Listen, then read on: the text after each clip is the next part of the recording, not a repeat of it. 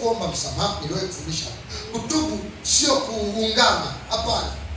Kutubu ni kuamua kugeuka, kuachana na jambo fulani. Ni kitu kiko katika maamuzi ya nani? Ya binadamu, hasa aliyepokea uwezo wa Mungu alipookoka. Kwa mtu ambaye hajatubu ni mtu ambaye anaishi kwenye dhambi. Anaweza akaangukiwa na mnara popote. Unajua kuangukiwa na mnara ni pamoja na kuanguka halafu kuna msumari na uangukie. Gari kapata ajali, vioo vikaruka vikaingia machoni. Ndio mabalaa kama hayo yanampata mtu ambaye hajafanyaje? Hajatubu. Ni kitu ndio vinavyopelekea vifo vya ghafla. Madhara ya kwanza kabisa ambayo ni jambo ambalo ilibidi tukahubiri nje huko mtaani ili watu waokoke, lakini kwa hali ilivyo inabidi tuambie watu kanisani sasa. Kwa sababu ya mambo yalivyo, ili watu wao wanajua. Jambo la pili linafanana na hilo.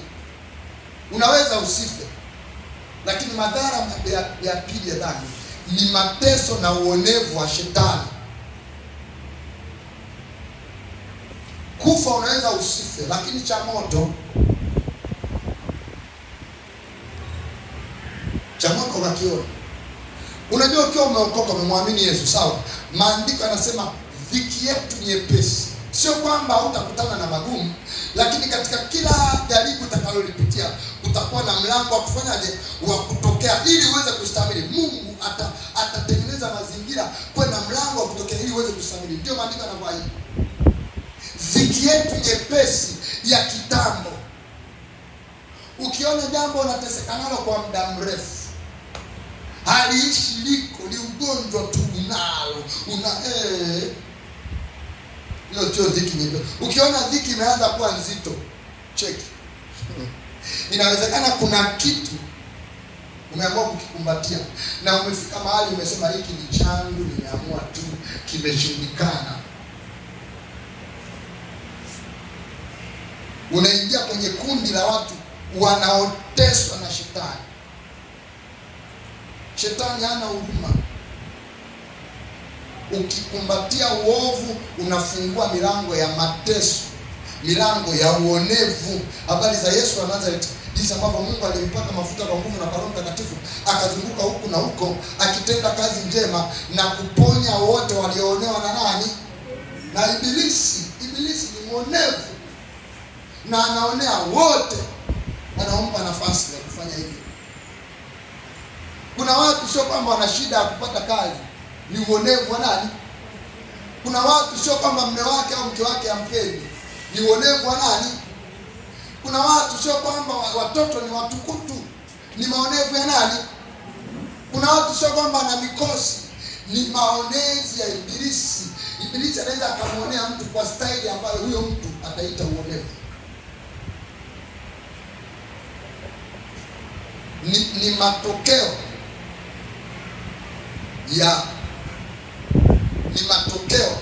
ya kuendekeza dhambi. Mtu anakuwa amejikabidhi katika uonevu wa shetani, katika utawala na umiliki wa shetani.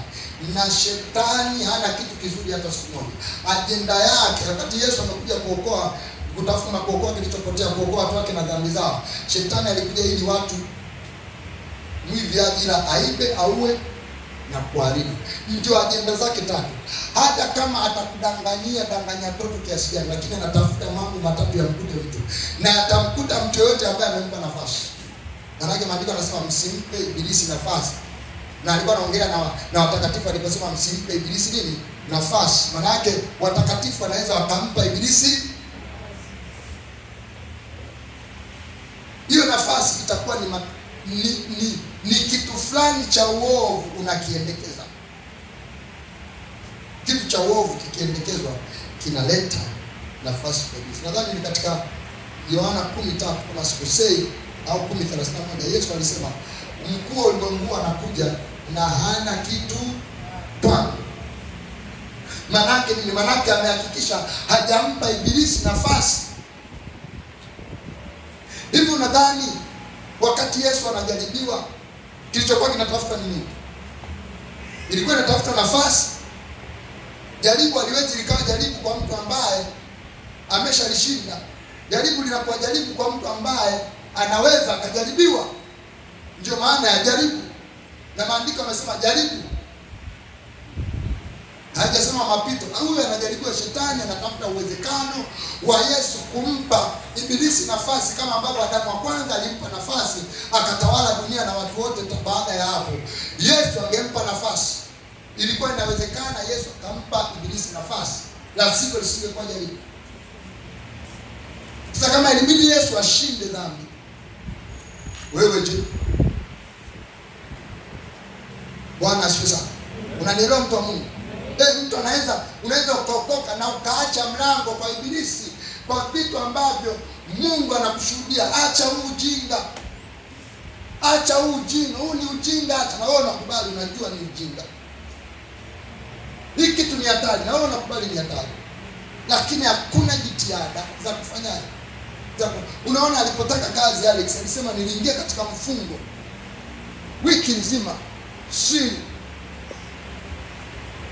Kimaandiko kabisa unaweza kuingia jambo likikusumbua, unaingia katika mfungo. Mungu, hii shida mbona mimi sipendi hii uchafu. Sasa hapo sio kutafuta kazi, kutafuta utakatifu.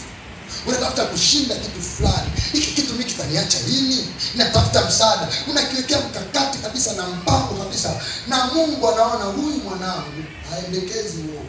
Anataka kushinda. Ndio naambia watu, kama una kitu kimejirudia mara nyingi, ni cha kiovu, usikifiche. Kama unaona kinakushinda, ni bora kije kukuangamiza au uje ulisalimisha sana, mchungaji niombe, tuombe kwa hili jambo limefanyaje, limenishinda. Mchungaji anasema wachungaji sio polisi. Au takuja hapa nikakwambia haya tukalete fimbo. La. Wakati mimi najua mwenyewe kuna mambo nimepitia na nimesaidiwa. Nakusaidia, tunaomba Mungu, tunafunga wote, tunavunja kama ni roho, kama ni kitu, na unashinda, unatoka hapo.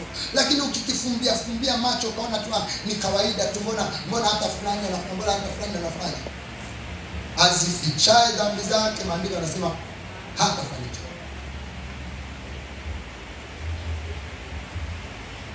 Sana sana atakutana na majani. Nenda katafute kwenye kitabu cha Mithali, katafute kwenye kitabu cha Zaburi.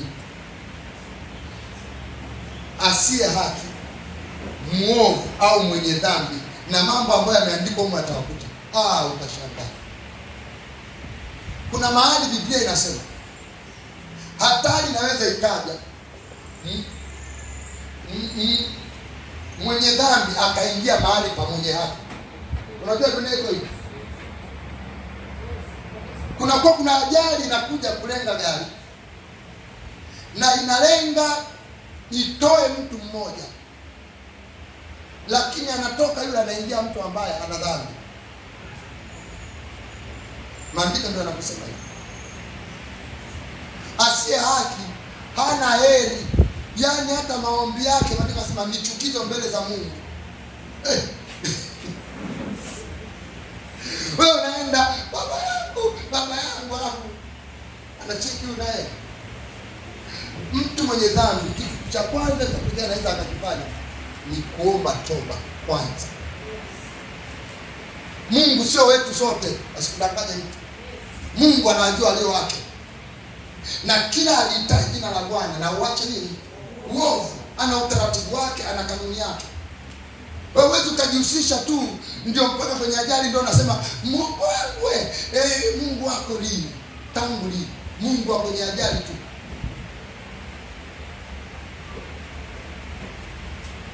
Unaelewa mtu wa Mungu? Hiyo inapelekea watu kukaa kwenye mateso. Kwenye mateso. Kuna mateso sio matokeo ya kitu chochote, ni kwa sababu kuna dhambi mtu ameiendekeza. Na watu wasichojua, shetani siku hizi haji na mapembe na meno marefu na mkia mmoja. Anakuja kama balaa. au janga